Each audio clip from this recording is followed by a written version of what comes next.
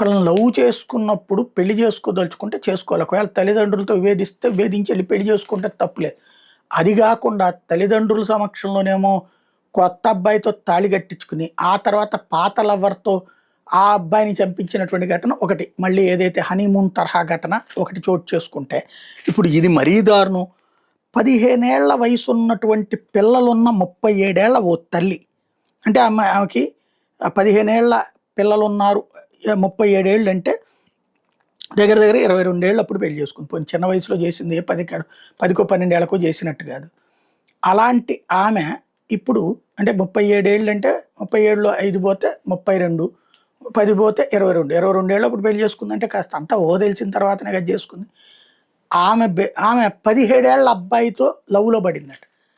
దాన్ని చూసి ఇంట్లో వాళ్ళు అడ్డు చెప్తుంటే తన అత్తని చంపించేసే ప్రయత్నం చేసినటువంటి సంఘటన ఇది. దీన్ని ఎలా చూడాలో కూడా అర్థం కావట్లేదు. ఓ బాలుడు చిత్తూరు 1 టౌన్ సీఐ మహేశ్వర్ కథనం ప్రకారం చిత్తూరు నగరం గిరింపేటకు చెందిన 17 ఏళ్ల కుర్రోడు బాలుడు స్థానిక నివాసం ఉన్న 37 ఏళ్ల మహిళతో వివాహేతర సంబంధం పెట్టుకున్నాడు. ఆమెకు పెళ్ళై 15 ఏళ్ల వయసు ఉన్న 2 పిల్లలు ఉన్నారు. బాలుడితో ఉన్న బంధం కారణంగా తరచూ ఇంట్లో గొడవలయ్యారు.